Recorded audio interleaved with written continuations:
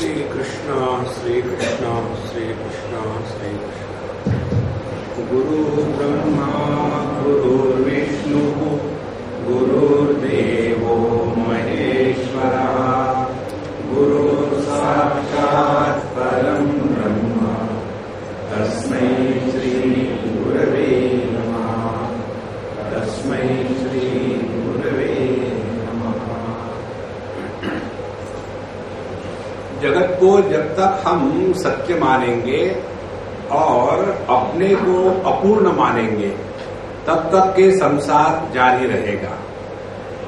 और इससे निकलने के दो ही मार्ग है, और वो है जगत के प्रति जो हमारे अंतःकरण में सत्य की भ्रांति हो गई है उसको मिटाना और अपने स्वरूप को पहचानना। यही इस तृप्ति प्रकरण का तात्पर्य है।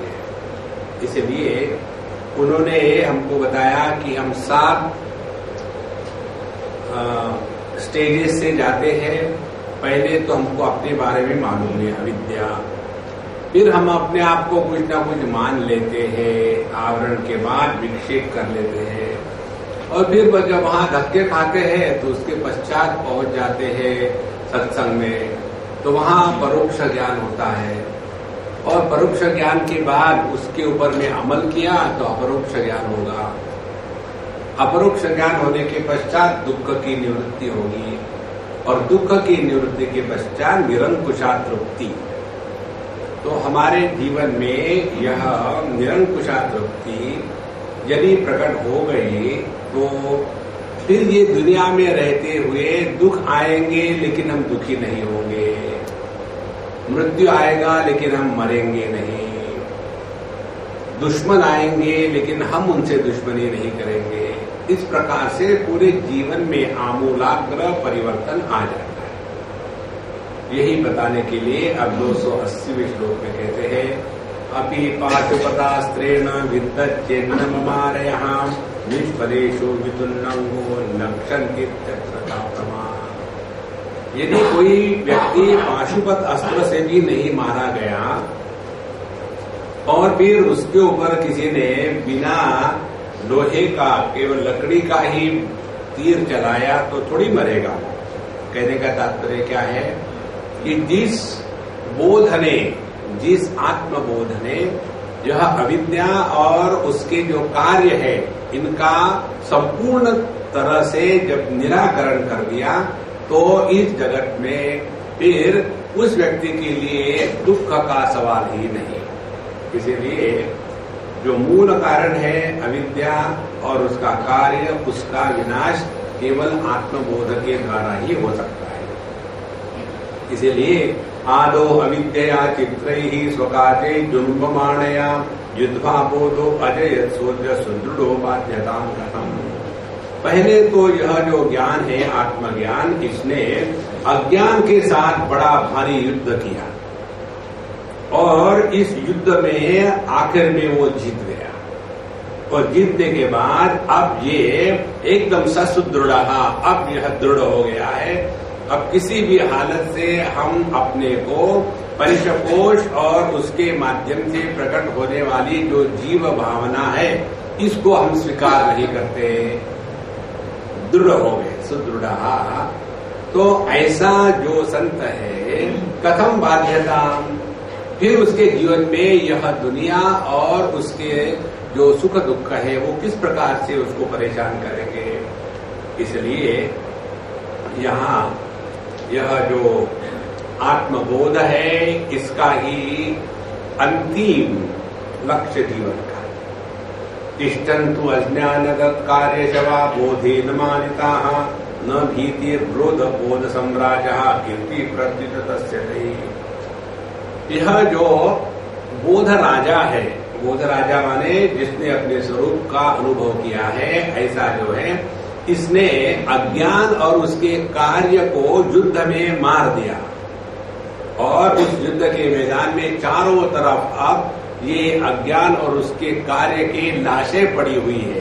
शव माने लाश, शवासन लाशासन।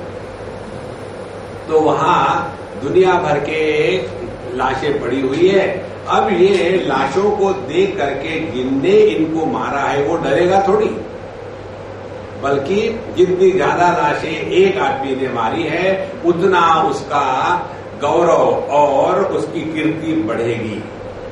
इसलिए अज्ञान के प्रभाव में जो नहीं आता वही अपने जीवन में कृतकृत्य है। तो कृतकृत्यता का, तृप्ति का तात्पर्य दो बातों से हुआ। एक तो जो करना था वो कर लिया, जो पाना था वो पा लिया, अब क्या कर रहे हैं? Time pass. यही जीवन की सुंदरता है। जब तक कि ये नहीं करेंगे तब तक के जीवन में हम भटकते रहेंगे, मैं तू करते रहेंगे और आज तक इस दुनिया की किसी भी समस्या को कोई भी सुलझा नहीं सका।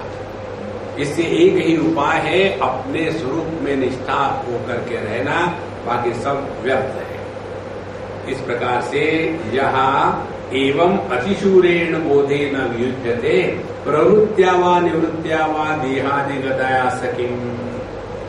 तो जो अपने इस स्वरूप में निष्ठावान होकर के रहा है, अब उसके लिए कोई भी नियम नहीं है, प्रवृत्ति होवे या निवृत्ति होवे। यहाँ अतिशूरेण बोधेन न युज्यते, जो अपने स्वरूप में निष्ठावान होकर के रहा है, अब इसमें कोई भी अंतर नहीं। उसके लिए अब ये देह का क्या होगा, मरने के बाद इसकी समाधि बनानी है, या इसको गंगा जी में बहाना है, या इसको इलेक्ट्रिकल फर्नेस में जलाना है, इसके ऊपर क्या चिंतन करना है। सबसे बढ़िया बात यह है महाराज, मरो आप, परेशान दूसरे होते, यही एक ऐसा कर्म है जिसका कर्म फल आपको नहीं मिलता, अन्य को मिलता है। इसीलिए जो अपने स्वरूप में निष्ठावान है वो इसकी चिंता कभी करेगा ही नहीं। तो देह की क्या गति होगी, या प्रवृत्ति या निवृत्ति। क्या हम इस देह में प्रवृत्त, जगत में प्रवृत्त होते हैं या निवृत्त होते हैं? तो करना क्या है लाइफ में? एक सिंपल बात है, जो जैसे आप अमेरिका में हो, वहां गाड़ी चलानी है, तो कैसे गाड़ी चलानी है? वहां के नियमों के अनुसार। लेकिन हम तो हिंदुस्तानी हैं, हम तो बाएं तरफ से चलाएंगे, तो हिंदुस्तान वापस जाओ। सिंपल बात है, इसमें झगड़े की बात कहाँ है? इसी प्रकार से इस जगत में रहते समय जो नियम के अनुसार है उसको वैसे वैसे चलाना है। इसमें फिर राग द्वेष इत्यादि या किसी प्रकार की इमोशनल करप्शन नहीं आना चाहिए। देखो, यदि किसी ने समझो आपको वहां लगा दिया डिसीजन लेने के लिए, दैट इज योर ड्यूटी, आपको निर्णय लेना है, तो निर्णय लेने के लिए समय होता। When justice is delayed it is called justice is denied. जो भी काम है उसको फटाक से कर डालो, देखो कितना आनंद आता है जीवन में। हम जहां भी जाते हैं ना, घूमते हैं, हम अपनी तारीफ करेंगे, कोई तो करता नहीं, क्योंकि स्वावलंबी है ना। तो हम जहां भी जाते हैं वहां से निकलने के पहले वहां का पूरा काम एकदम 100% क्लियर होता है, नथिंग इज पेंडिंग, तभी जाकर के जीवन चलता है। यही सिद्धांत यदि अपने देश में लागू होता तो कश्मीर का प्रॉब्लम नहीं होता। देखो, गोवा का यदि कश्मीर के जैसे रखते ना, तो ये पोर्तुगीजों के कारण गोवा अपने लिए परेशान हो जाता है। यदि हैदराबाद को भी उस समय सरदार पटेल खट से अंदर नहीं ले लेते हैं तो अभी बीच में एक और पाकिस्तान बन जाता है। कारण क्या है? केवल एक ही कारण है, प्रोक्रास्टिनेशन। यह आध्यात्मिक जीवन नहीं है। जो करना है अभी करना, फिनिश इट ऑफ। हम करते क्या है? अपने जीवन की समस्या को आगे ढकेलते हैं, उससे नहीं कुछ होता। अभी हम बंबई गए, दिल्ली गए थे, तो वहां एक अम्मा को हमने पहले बताया था कि उसके लड़के की जब शादी हुई प्रेम विवाह। आजकल के जो भाग्यवान माँ बाप है ना, उनके बच्चे प्रेम विवाह करते हैं। झंझट नहीं, काहे को ढूंढो, क्या करो, जाओ ढूंढो किसी बेवकूफ को और बर्बाद हो जाओ, फिनिश इट ऑफ, हमारा सरबत खड़ा। तो उसने जब किया तो मैंने कहा देखो, बच्चे को घर में मत लाना शादी के बाद, तुमको अपना अपना रहने दो सुखी, क्योंकि तुम हो सांस होने के बाद पूरे हार्मोनल बैलेंस डिसहार्मोनियस हो जाता है। तो उसने वैसा किया। हमारी बात मानने वाले बहुत कम होते हैं। मनुष्याणाम सहस्रेषु कश्चित् हमारी बात। तो उन्होंने वैसा किया।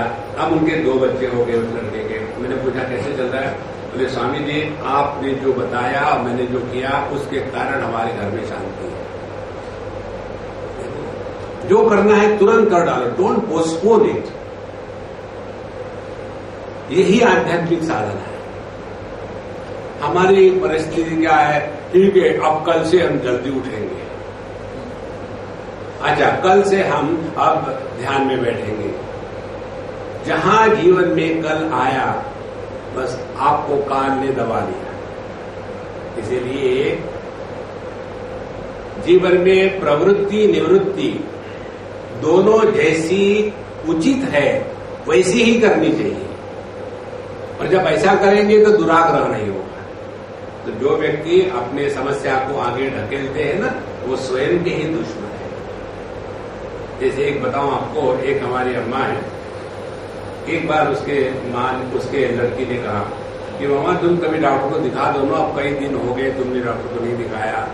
बोले मुझे कुछ नहीं होता। बोले तो ठीक है, लेकिन दिखाने में क्या पड़ता है? तो दिखाया तो पता चला उनके किडनी में कैंसर ग्रोथ हो रहा है। तो जैसे पता चला तुरंत बोले अभी ये जस्ट शुरू हुआ है, तो उनकी किडनी निकाल दी और एकदम ठीक हो गई। नहीं बाद में करेंगे। तो जो छोटी सी समस्या है चिंगारी बन जाती है एकदम आग। इसीलिए यह अत्यंत आवश्यक है कि प्रवृत्ति निवृत्ति अपने मर्जी के अनुसार नहीं, जो योग्य जिस समय है वही करना है। यदि रास्ता खुला है तो खूब जोर से चलाओ गाड़ी, और रास्ता यदि खराब है, भीड़ भाड़ है, तो धीरे चलाओ। इसमें कौन सा प्रेस्टीज इशू बनता है?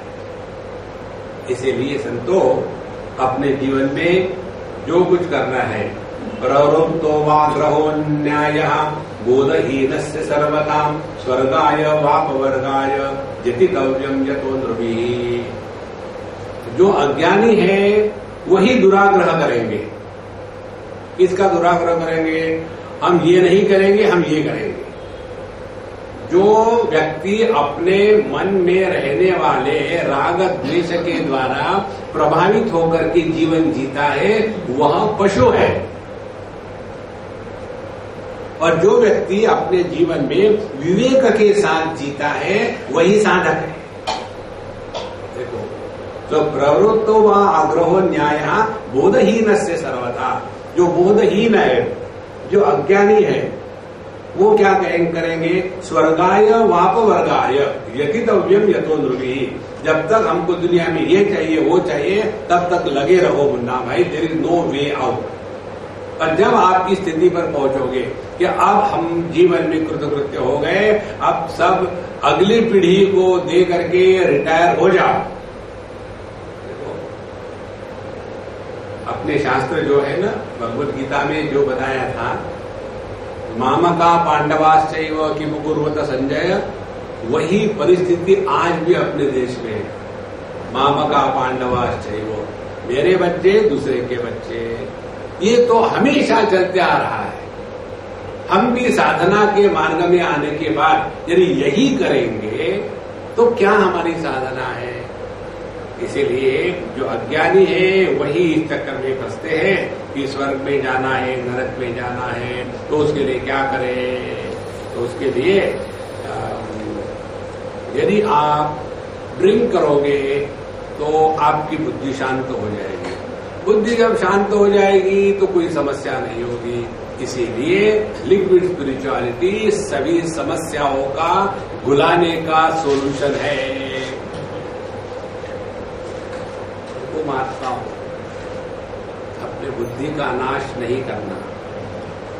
अच्छा महाराज, अब ये जो विद्वान होता है उसकी जीवन की बात बता दें। विद्वान चैतादृशाम मध्य तिष्ठे तत् अनुरोधतः कायेन मनसा वाचा करोत्येवाखिला क्रिया।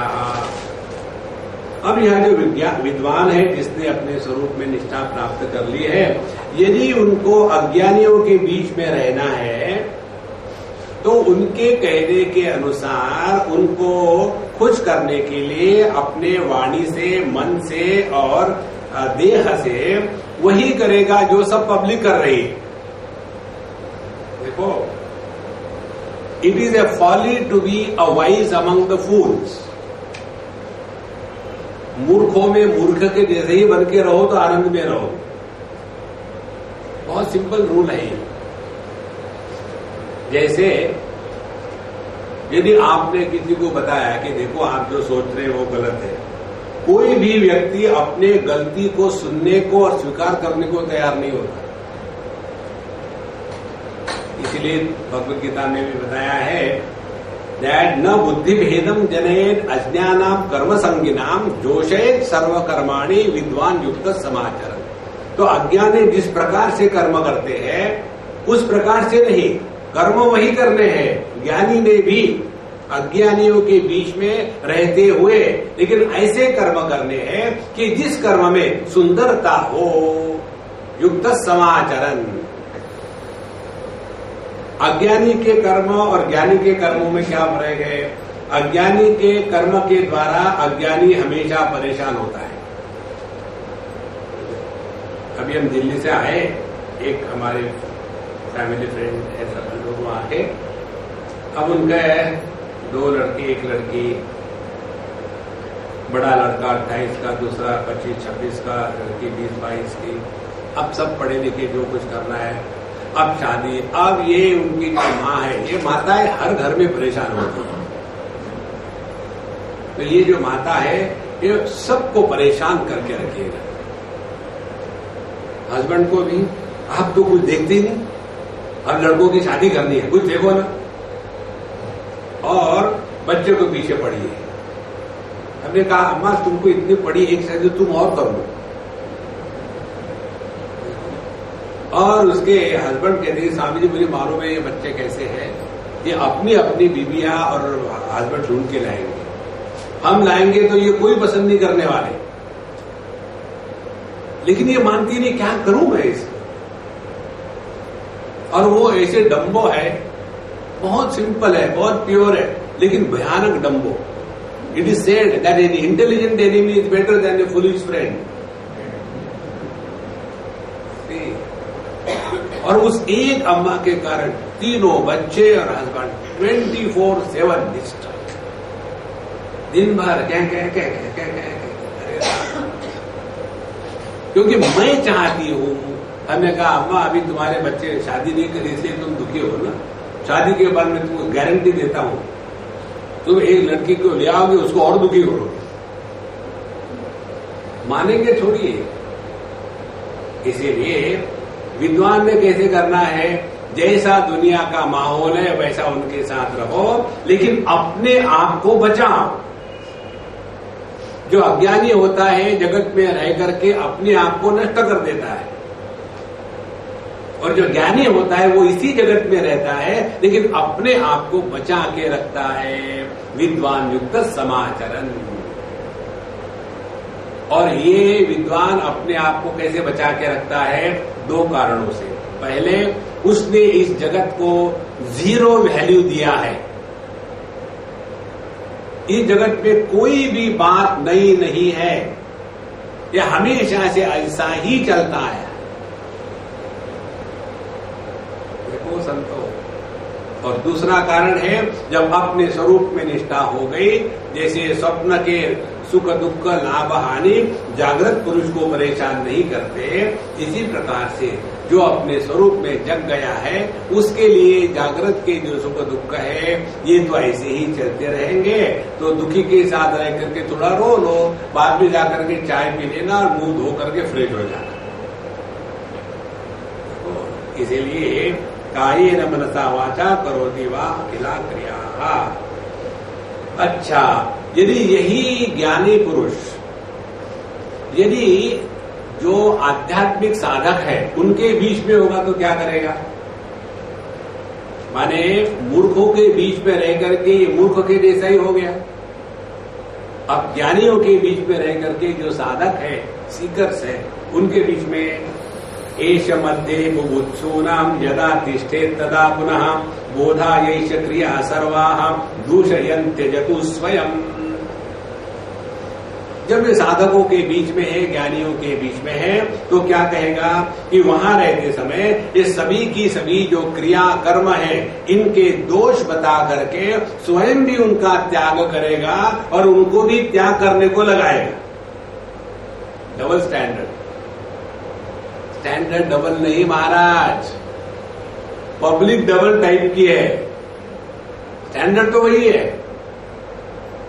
एक हमारे मित्र, उन्होंने एक बच्चे को, जब वो छोटा ही था 7-8 साल का, अपने गद्दी पर बैठाने के लिए ट्रेन किया। स्वामी जी थे, बाबा जी थे, आश्रम में बचपन से उसको पढ़ा दिया, सभी उसके संस्कार किए, उसको पढ़ाया, संस्कृत पढ़ाया, व्याकरण पढ़ाया, उसके बाद न्याय शास्त्र वेदांत पूजा पोथी सब कुछ पढ़ा दिया।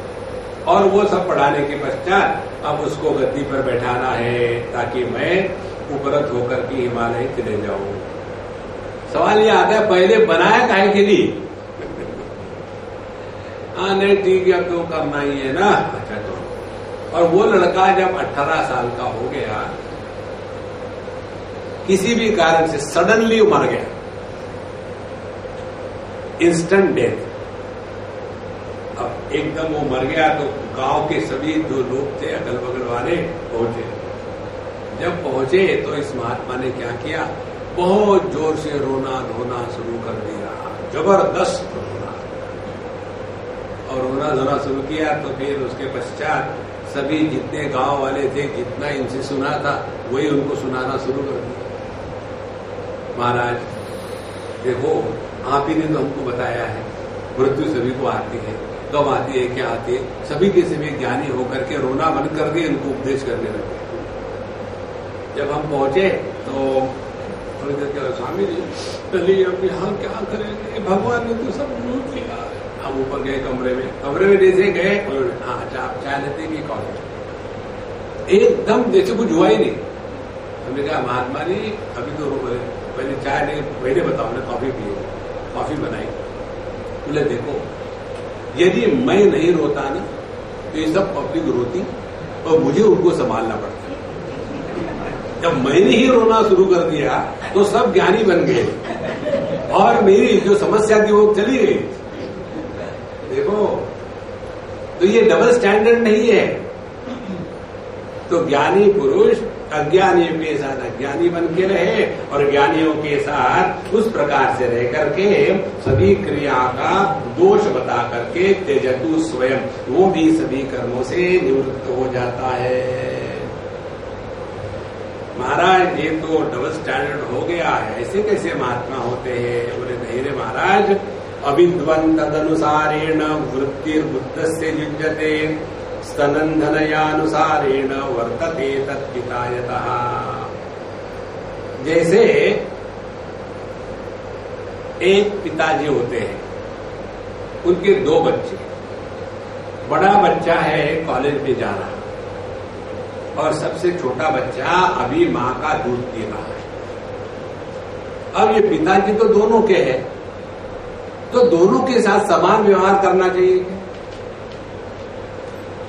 तो यह जो पिताजी है बड़े बच्चे के साथ भिन्न व्यवहार होगा और जो दूध पी रहा उसके साथ भिन्न व्यवहार हो गया। इसका मतलब ये हो गया क्या कि ये पिताजी डबल स्टैंडर्ड के हैं। इसी प्रकार से कहते हैं यहां अविद्वान तद अनुसारेण वृत्ति ही, जब अविद्वान है तो उनके अनुसार वैसा ही व्यवहार करना चाहिए। उदाहरण आपको बताऊं,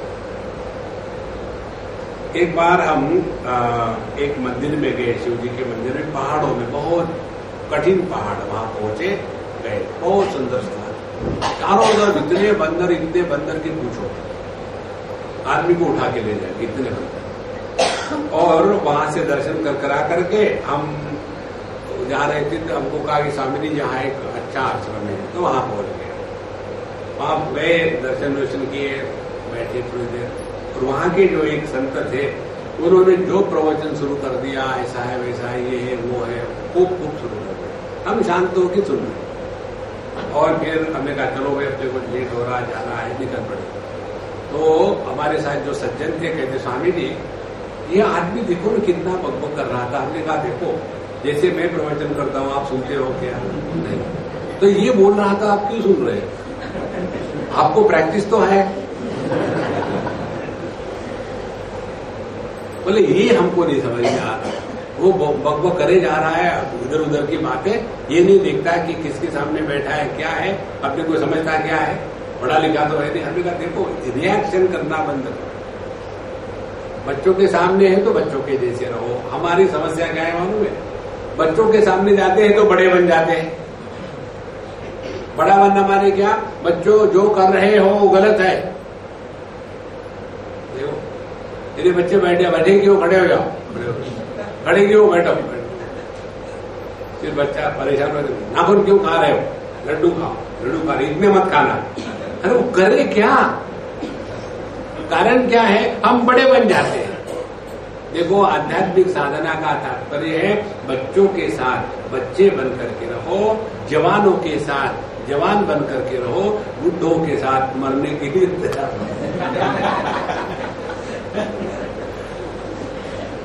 जीवन सहज चलेगा महाराज।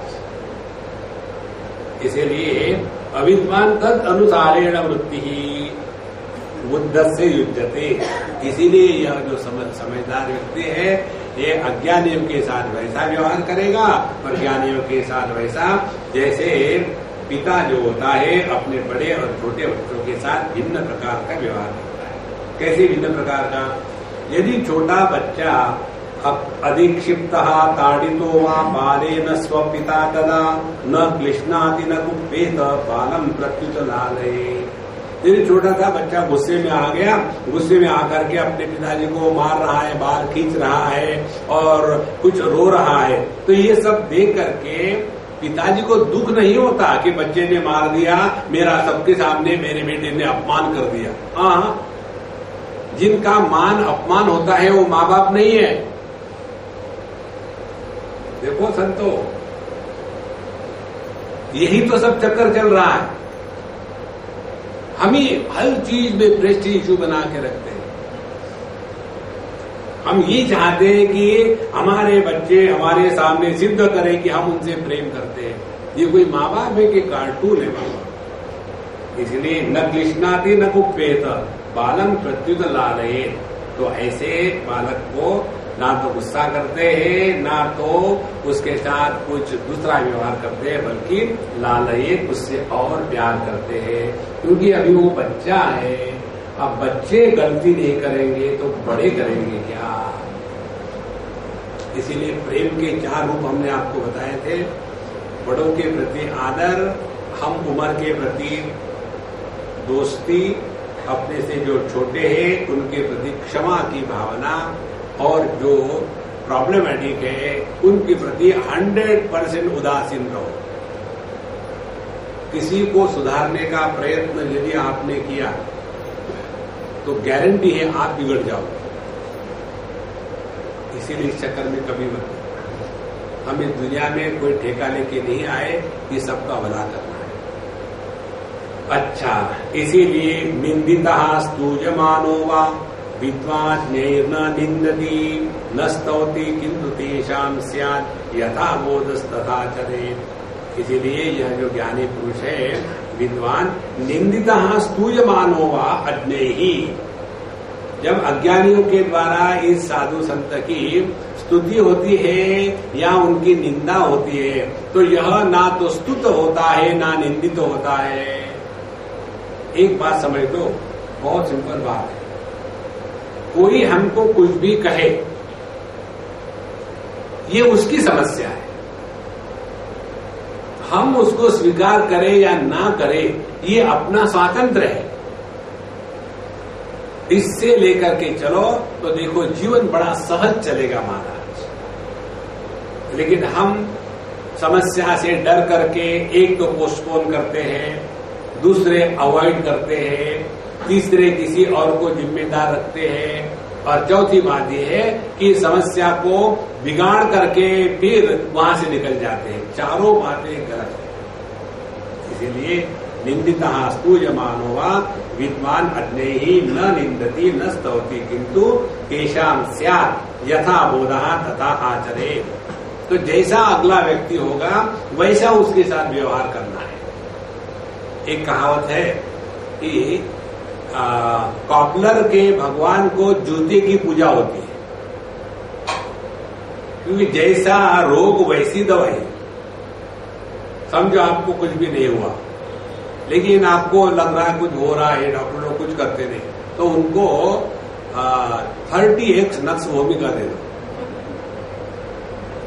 उनको बताना, देखो you will not have any side effect, effect भी नहीं तो साइड इफेक्ट नहीं है, और वो खुश हो जाएंगे, हाँ अब मैं ठीक हो गया।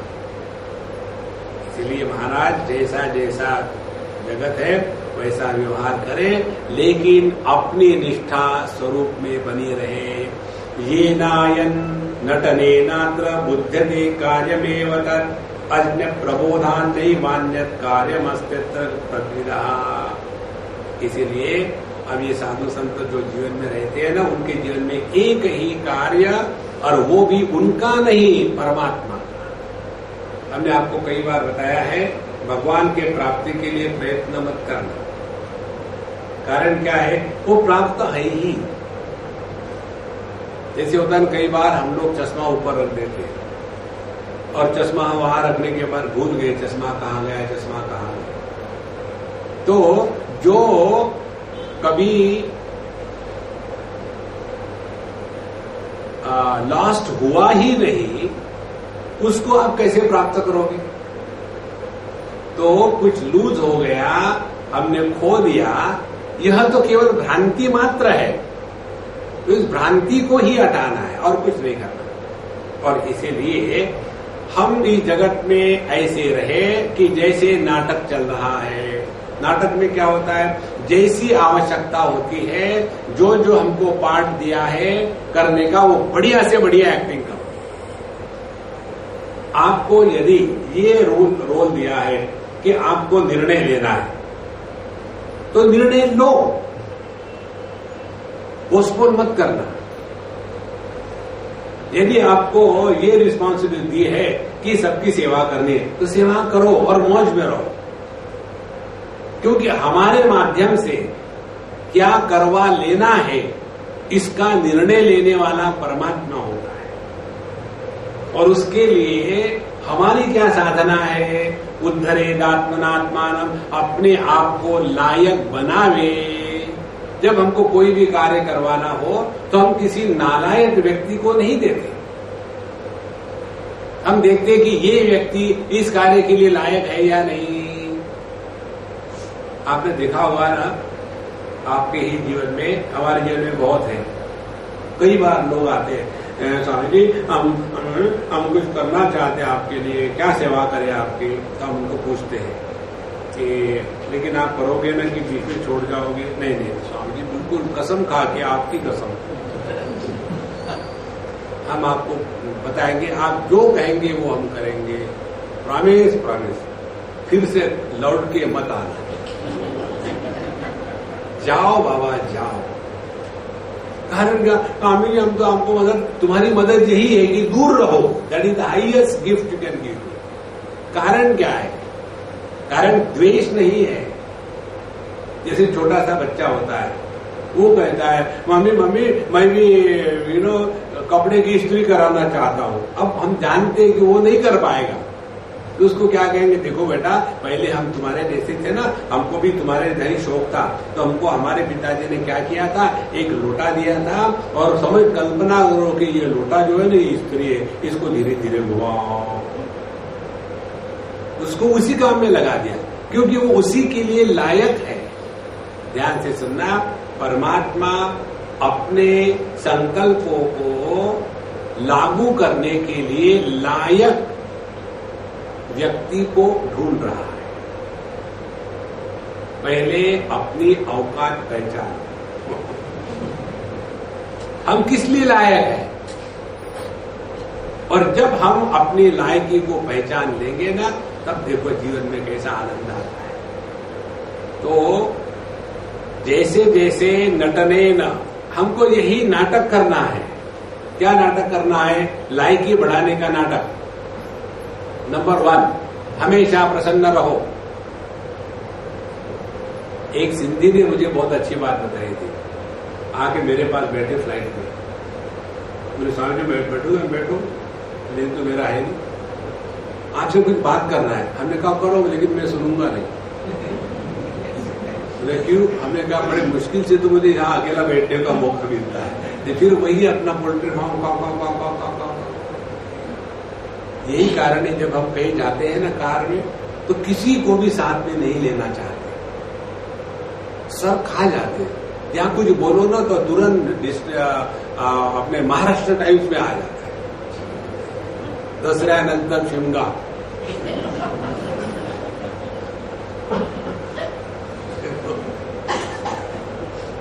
तो यह जो नाटक है, हमने उनको कहा कि हाँ शॉर्ट में मारो जो बोल रहा है। बोले स्वामी जी आपने चींटियां देखी है? हमने कहा हाँ देखी। बोले 2 चींटियां जब एक दूसरे को क्रॉस करती है तब मालूम है क्या करती है? मैं चींटी तो हूं नहीं, मुझे क्या मालूम? बोले मुझे मालूम है। बोलो क्या कहती है? बोले वो एक दूसरे को हाथ मिलाती है और कहती है हैव ए गुड डे और चली जाती है। फिर बोले हम आदमी लोग एक दूसरे को बोले हमसे तो चींटियां बढ़िया है। देखो कितनी सुंदर बात कही उसने। तो जगत में नाटक करके रहना है। जब किसी को जैसे अमेरिकन लोग hi how are you doesn't mean you have to reply, you go ahead. एक हमारी अम्मा है, उसको मैं स्वीट अम्मा कहता हूं, उसको जन्म से डायबिटीज है। तो बोले स्वामी जी पहले बार मैं जब अमेरिका गई, बहुत बोलती है, तो पहली बार जब गई वहां अमेरिका, तो मुझे मालूम नहीं था। जब मैं उसके से जा रही थी वो टोल में, तो वो पूछते हैं हे हाउ आर यू, तो मैंने गाड़ी बंद करके शुरू कर दिया कि देखो मैं जो है ना, मैं इंडिया से आके भी आई हूं, पीछे लाइन पांव हो रही है। तब मुझे पता चला कि जब लोग पूछते हैं ना कि कैसे हो, तो बोलने की आवश्यकता नहीं है। उन्होंने गलती करी तो बदला मत निकालना। तो इस जगत में ऐसे रहो, जहां जहां हमको प्रभु ने रखा है वो बढ़िया से बढ़िया करो और उपरत हो जाओ। बहुत महत्व की बात है बाबा। तो जीनाय नटनीनात्र बुद्धते कार्य में वदत। तो जो कुछ करने का है वो पूरा का पूरा कर दिया, जैसा जैसा। क्योंकि ज्ञानी पुरुषों का, साधु संतों के जीवन का प्रयोजन क्या है? हमने आपको एक बार कहानी बताई थी, वो प्रयोजन है। कहानी कौन सी थी? एक बार भगवान के पास मीटिंग हो रही थी दशहरे के दिन, शिवाजी पार्क। और उस मीटिंग में भगवान आए और हम बाबा जी लोग भी पहुंच गए। तो भगवान ने पूछा, हमको इस दुनिया के जीवों का उद्धार करना है। हम सब लोग तालियां बजाई, सब स्टैंडर्डाइज है। तो हमने तालियां बजाई, तो उन्होंने कहा तालियां बजाने से कुछ नहीं होता। तो हम चुप हो गए। चुप बैठने से कुछ नहीं होता, आनंद ही आनंद था।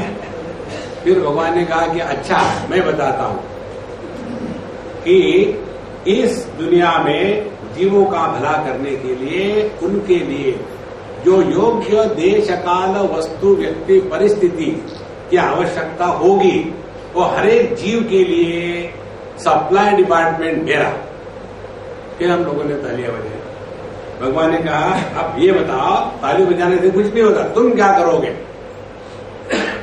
हम सभी लोग एक दूसरे की तरफ देखने लगे। तो एक ने हमको पूछा तुम बोलो ना। हमने कहा ठीक है। तो भगवान हम लोग मीटिंग करेंगे। भारत में पैदा होकर के मीटिंग की बात समझ में नहीं आई तो क्या समझोगे? मैंने ठीक है, क्योंकि हर एक मीटिंग का कंक्लूजन क्या होता है मालूम है? When is the next meeting? Conclusion कभी होता ही नहीं।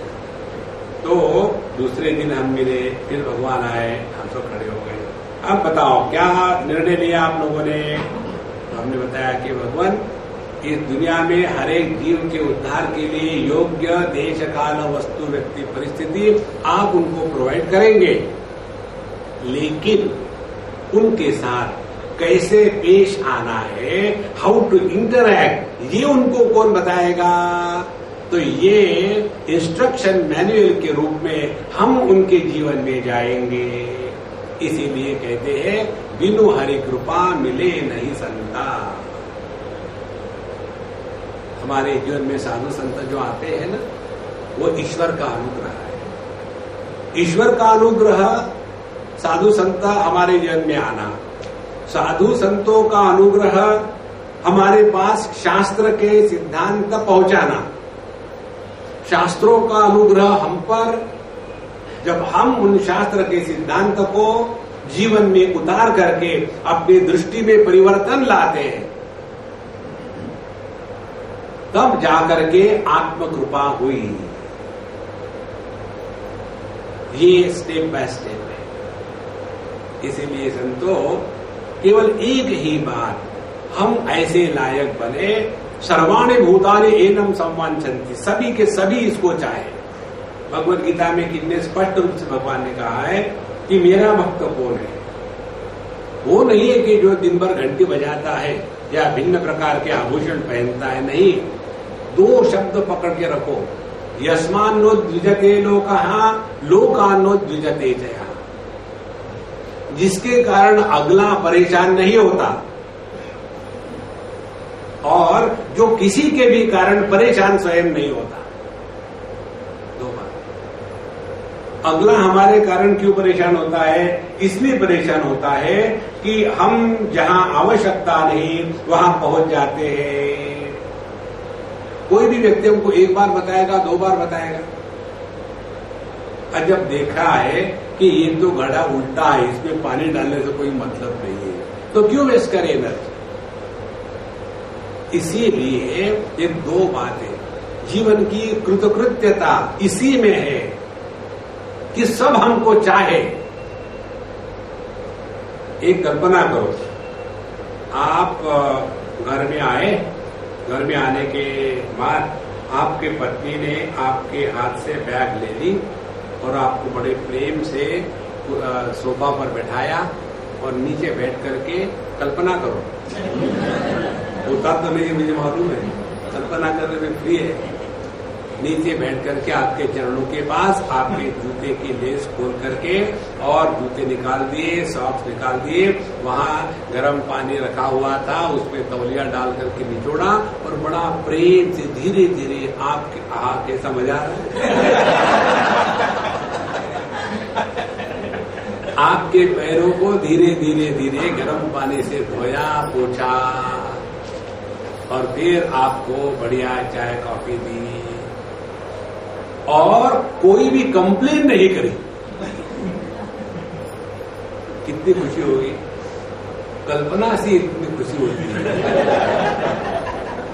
तो असल में कितनी खुशी होगी? ध्यान से सुनना। यही यदि आपको आप पूर्ण विश्व में चले जाओ, जहां जाओ वहां आपको सब चाहते हैं, तो वो जो आनंद है ना, वो किसी प्रकार से बताया नहीं जा सकता। वो लोग क्यों चाहते हैं हमको? देखो, एक लोहा होता है और एक मैग्नेट होता है, दोनों है लोही, वो अलग नहीं है, लेकिन दोनों में फर्क क्या है? बाहर से कुछ फर्क नहीं है, अंदर से फर्क है।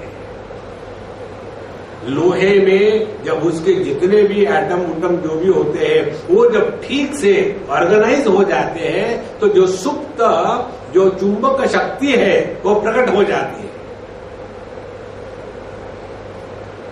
हम सब में परमात्मा भरपूर है, लेकिन हम उसको प्रकट नहीं होने देते क्योंकि लोहे के जैसे बन गया, रस्ट हो रहा है देखो। इसीलिए अज्ञ प्रबोधान अन्य कार्यम अत्र तद्विदः। तो ज्ञानी लोगों का यही है कि वो किसी भी प्रकार से किसी को मदद कर सके विचारों के द्वारा। देखो सबसे ज्यादा मदद मालूम है कौन सी होती है? सबसे ज्यादा मदद होती है जब हम किसी स्वस्थ व्यक्ति को मदद कर सके तो वो मदद है। बीमार को मदद करना केवल दवाई की होती है, जिसके जीवन में बाहर की कोई समस्या नहीं, स्वास्थ्य ठीक है, पति ठीक है, पत्नी ठीक है, बिजनेस सब कुछ ठीक चल रहा है, लेकिन दिमाग में गड़बड़ी है, कंफ्यूजन है। अब क्या करें? इस बिजनेस को बेच दे या बढ़ावे? हमको अभी किसने पूछा था कि स्वामी जी ऐसी ऐसी समस्या है, मैं बहुत परेशान हूं, मैं क्या करूं, आप मुझे बताइए। मैंने तो ऐसा ऐसा ऐसा करो, हमने बताया, एक क्षण में उनके चेहरे में मानो स्विच ऑन हो गया। स्वामी जी कितनी सिंपल बात है, मैं पिछले 3 साल से परेशान हूं उसको लेकर। तो असली समस्या बाहर कहीं नहीं है, केवल विचारों की गांठें पड़ गई है। इन विचारों को ठीक करना ये सबसे बड़ी दुनिया की सेवा है। इसीलिए कृतकृत्यतया तृप्तः प्राप्त प्राप्ततया पुनः तृप्पन्नेवं स्वमनसा मन्यते सौ निरंतरम। इसीलिए जीवन में यह जो फुलफिलमेंट है, कृतकृत्यता, ये भी सिद्धांत ने आपको कई बार बताया कि fulfilment of desires is not equal to fulfilment in life. आज तक हमने कितनी इच्छाएं पूरी करी है, लेकिन फुलफिलमेंट आया क्या?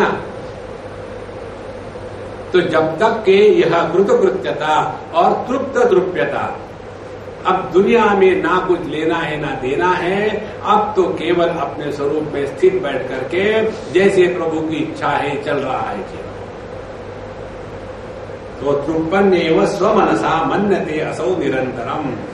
जीवन में परिपूर्णता, कृतकृत्यता आ गई और यह उसका जो अनुभव है ये कभी भी अब झूठता नहीं, हमेशा वैसा का ही वैसा ही है। और इसी को भगवान शंकराचार्य कहते हैं, योगरतो वा भोगरतो वा संगरतो वा संगति। उनके जीवन में सहजता आ जाती है, कोई कृत्रिमता नहीं। देखो जैसे शंकराचार्य भगवान लिखते हैं, आत्मा त्वं गिरिजामति सहचरा प्राणा शरीरम गृहम पूजाते विषयोपभोग रचना निद्रा समाधि स्थिति संचार पदयो प्रदक्षिण विधि स्तोत्राणि सर्वा गिरो यद्यत् कर्म करोमि तत्तदखिलम शंभो तवाराधनम। क्योंकि केवल एक ही तत्व में स्थित होकर के जो भी कुछ निकल रहा है वो तो प्रभु की इच्छा है, अपना कुछ नहीं। अपने इच्छाओं से मुक्त होना यही असली मोक्ष है। जहां इच्छाएं खत्म हो गई वहां मैं खत्म हो गया। इसीलिए किसी भी प्रकार का कुछ लेना देना नहीं। तो ऐसे संत का जीवन कैसा होता है? धन्योहम नित्यम स्वम आत्मना मनसा वेद्मि धन्योहम ब्रह्मानंदो विभाति में स्पष्टम।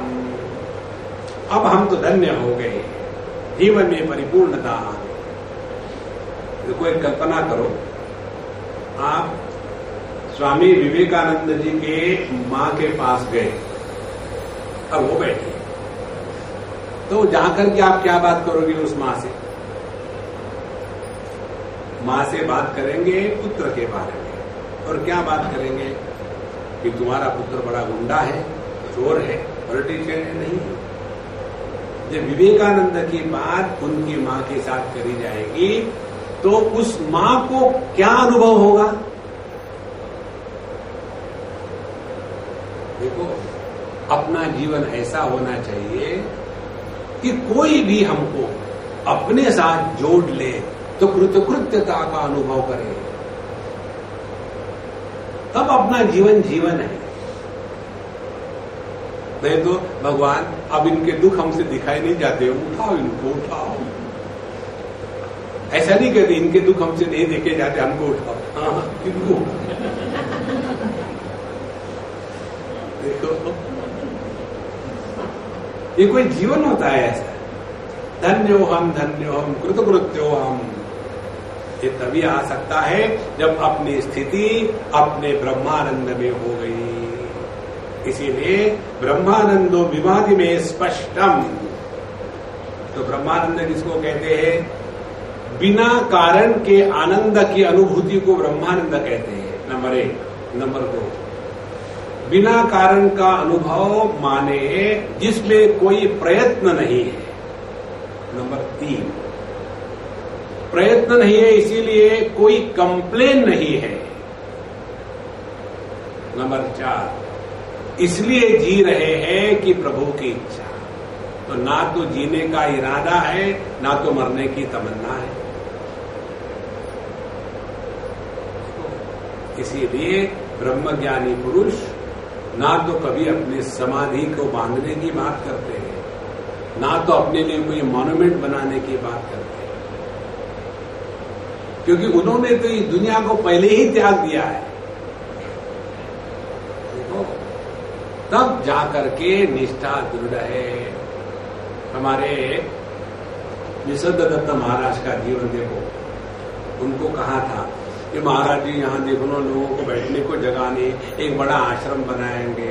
तो उन्होंने कहा फिर खड़े हो जाओ, बैठने को जगह नहीं। तो बोले खड़े होने को भी जगह नहीं अंदर में, तो बाहर खड़े हो जाओ, ये बाहर भीड़ हो जाती है तो मत आओ। आखिरी दम तक उनकी यह अद्वैत निष्ठा दृढ़ है। बोले इस दुनिया में कोई किसी का भला नहीं कर सकता, कोई किसी का नुकसान नहीं कर सकता। वृत्रासुर का जब इंद्र के साथ युद्ध हुआ भागवत महापुराण में, तो वृत्रासुर कहता है कि हे इंद्र, मुझे मालूम है इस युद्ध में तुमको जीतना है, मुझे मरना है, क्योंकि यही प्रभु की इच्छा है। तो मैं अपना एक्टिंग ठीक कर रहा हूं, तुम एक्टिंग में गड़बड़ी कर रहे हो, तुम्हारे मन में अभी द्वेष है। बिना द्वेष के युद्ध करो ना, तो यही युद्ध तुम्हारे मोक्ष का कारण है। बोले कोई किसी को नहीं मारता, कोई किसी का भला भी नहीं करता, ये तो सब प्रभु के लीला में चल रहा है। इसीलिए ब्रह्मानंदो विवाद में स्पष्टम। धन्यो हम दुखम सांसारिकम न विक्षेद्य, धन्यो हम स्वस्या ज्ञानम फलाहितम क्वापि। मैं धन्य हूं, इस संसार का कोई भी दुख मुझे स्पर्श नहीं करता। माने दुख है लेकिन मुझे स्पर्श नहीं करता। तो सांसारिकम न विक्षेद्य और धन्यम स्वस्य अज्ञानम पलायितम क्वापि। अब मेरा ये अज्ञान था कि मैंने अपने को देह या पंचकोश मान के रखा था, किसी की माँ बहन भाई बहन इत्यादि मान के रखा था। ये सब का सब अज्ञान पता नहीं कहाँ चला गया। गहरे नींद में माँ बहन सास बहू कहाँ चली जाती है, वही अनुभव ज्ञानी पुरुष को जागृत में होता है।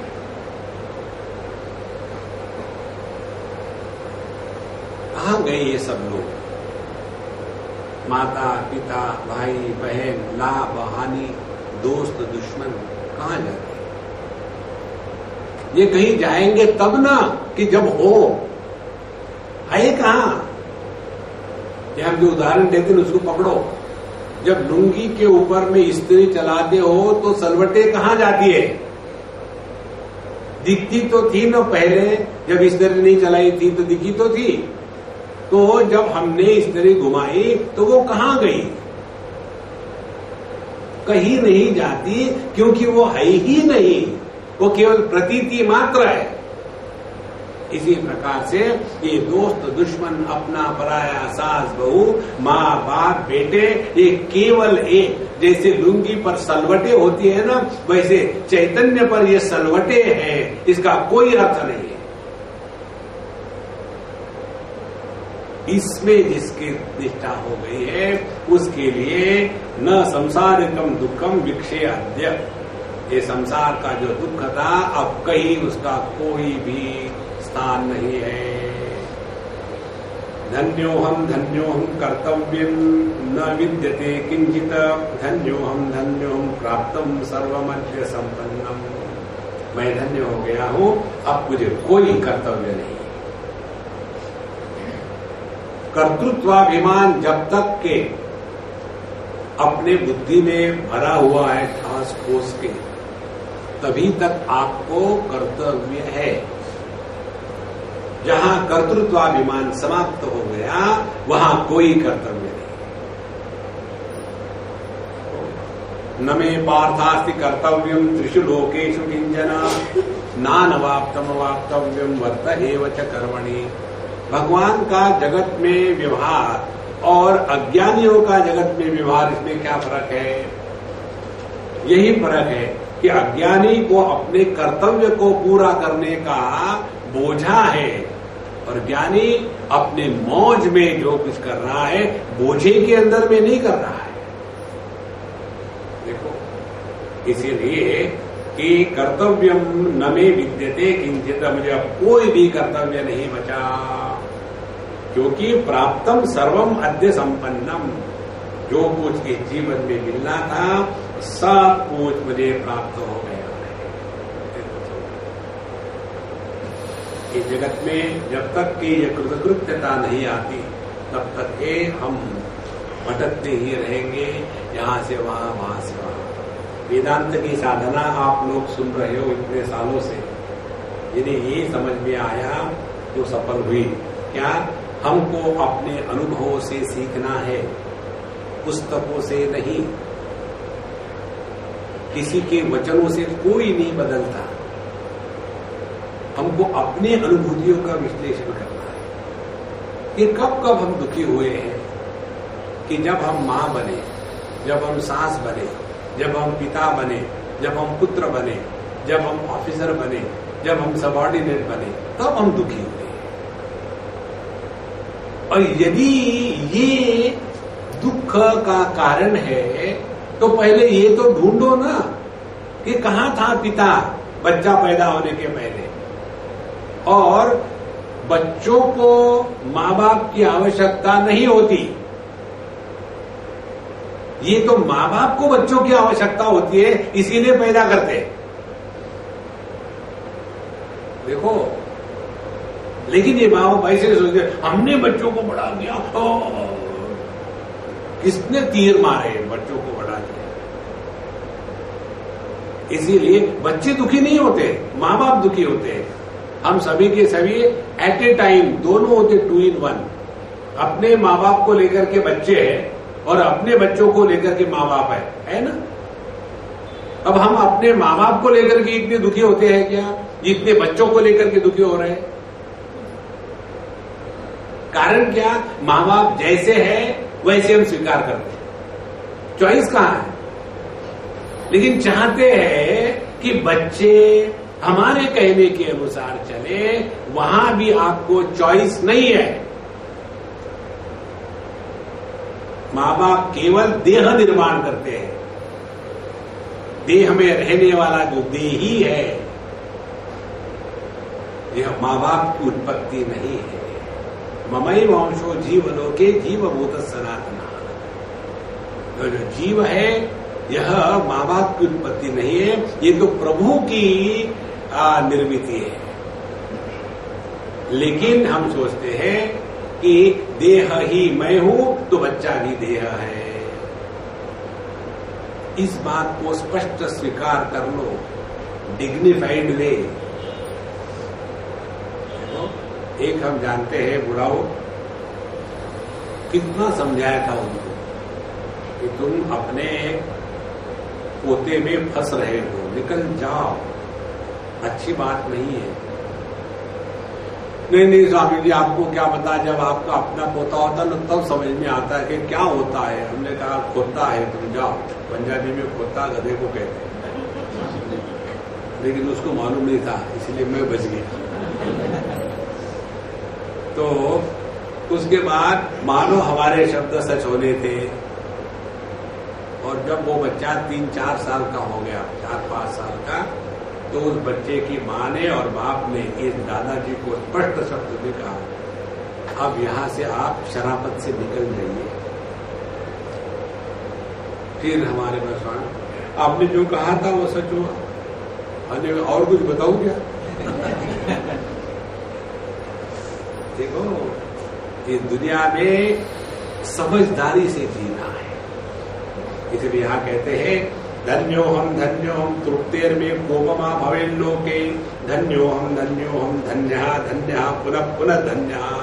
इसको कहते हैं निरंकुशा तृप्ति। एकदम धन्य हो गए, जीवन परिपूर्ण हो गया।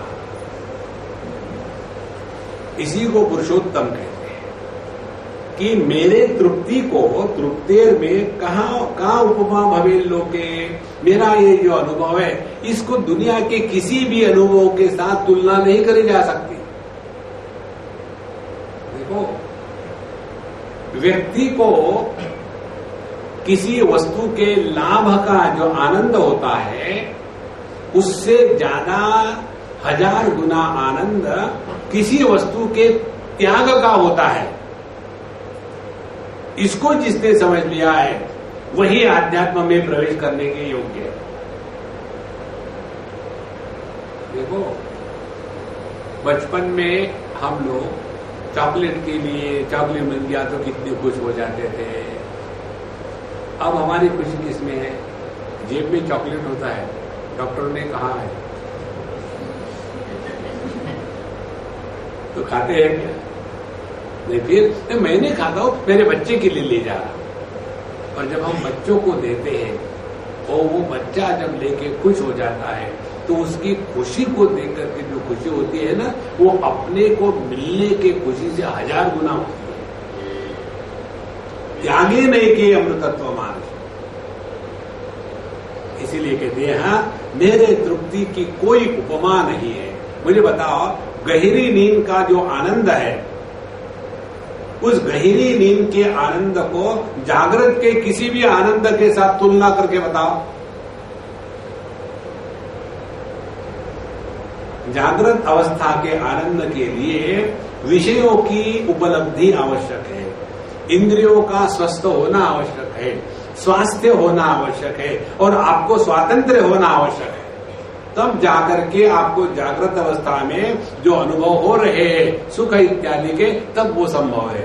गहरी नींद में किसी की भी आवश्यकता नहीं, ना विषयों की, ना इंद्रियों की, ना मन की, फिर भी वहां आनंद का अनुभव होता है ना। तो उस आनंद का जो कंपैरिजन है, तुलना है, किसके साथ करोगे? जागृत अवस्था के। तो जब अपने गहरी नींद के आनंद की तुलना जागृत के किसी भी अनुभूति से नहीं हो सकती, तो ब्रह्मानंद की तुलना किसके साथ हो सकती? शहाणाचं जाणे शहाण्याची लक्षणे. The wise only know the ways of the wise, the otherwise can never know. They can only imagine. जैसे गूंगे को गुड़ का स्वाद कहते हैं. गूंगे को गुड़ खाने को दो और उसको पूछो कैसा है, तो क्या जवाब देगा? एक ही जवाब सबके लिए, उतना ही उसको आता है. उसके बाद उसको कोल्हापुरी मिर्ची दे दो, खाने के बाद कैसी लगी? No other word, he cannot speak. इसी प्रकार से यह जो ब्रह्मानंद है, ये सभी यतो वाचो निवर्तन्ते अप्राप्य मनसा सह, जो इंद्रिय मन बुद्धि का विषय नहीं है, ऐसे ब्रह्मानंद में जो अनुभव है, जो आनंद है, इस तृप्ति को जगत में कोई भी उपमा नहीं है. ध्यान से सुनना. इसीलिए ज्ञानियों को जगत के प्रति जो वैराग्य होता है ये स्वाभाविक है, उनको करना नहीं पड़ता. देखो एक उदाहरण दो आपको। एक बार एक लड़का आता था मेरे पास, छोटा सा 8-10 साल का, और मुझे मालूम था कि उसको पहले जमाने में पोस्टेज स्टैम्प कलेक्ट करने का शौक था। तो हमारे पास बहुत लेटर आते थे, तो हम उसको काट करके उसको रखते थे लिफाफे में। जब वो आया तो मैंने उसको कहा, यार मुझे पता है तुम ये करते हो ना, लो तुम्हारे लिए मैंने रखे। तो मैंने उसको दिए वो एनवलप में डाल करके स्टैम्प्स, इंटरनेशनल स्टैम्प्स। उसने वो देखे और ऐसा पागल हो गया, मम्मी के पास जाके कहता है, मम्मी स्वामी जी को कुछ समझ में नहीं आता, कितने मुझे दे दी, एक्सचेंज में कुछ मांग भी नहीं रहे। क्योंकि बच्चे जब एक दूसरे से करेंगे ना, ये मैं तुम्हें स्टैम्प देता हूं, मुझे वो 2 स्टैम्प चाहिए। स्वामी जी ने सभी के सभी दे दिए, पता नहीं कैसे। अब मुझे तो वो कचरा कमरे से निकालना था। देखो महाराज, इसी प्रकार से ब्रह्मानंद के अनुभूति में वैराग्य का प्राकट्य सहज है। ब्रह्मानंद में निष्ठा हुई तो ध्यान करना नहीं, ध्यान में ही रहना है। इसी को कहते हैं तृप्ति।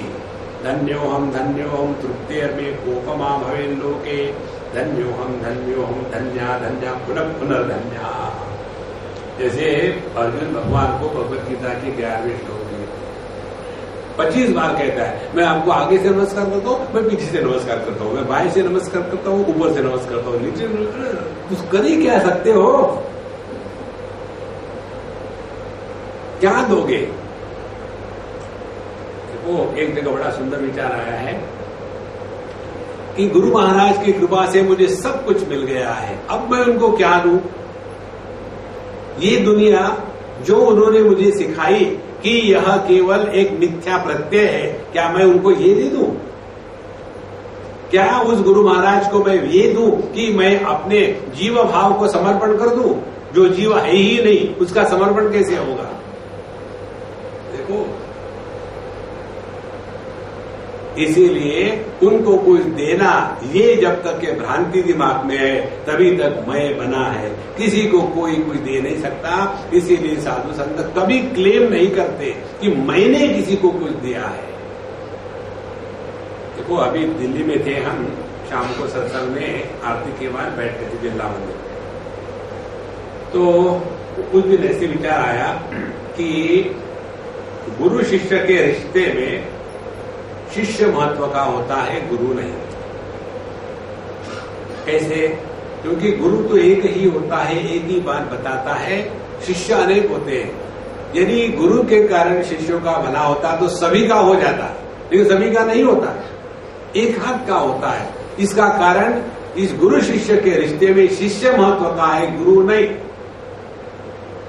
तो बोले स्वामी जी, लेकिन आप लोग ही तो बताते हैं गुरु ब्रह्मा गुरु विष्णु गुरु देवो महेश्वर, उसका क्या अर्थ है? हमने कहा अर्थ क्या है ये तुमको समझ में नहीं आता तो हम क्या करें?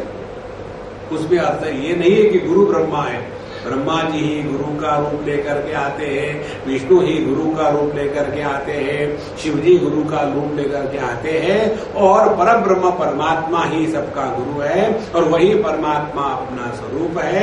इसीलिए जो अपने अनुभवों से सीखता है उसके हृदय में गुरु महाराज प्रकट होंगे।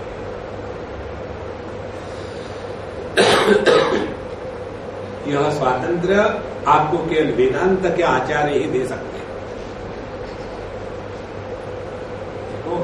एक जगह हमने बड़ी सुंदर कहानी पढ़ी।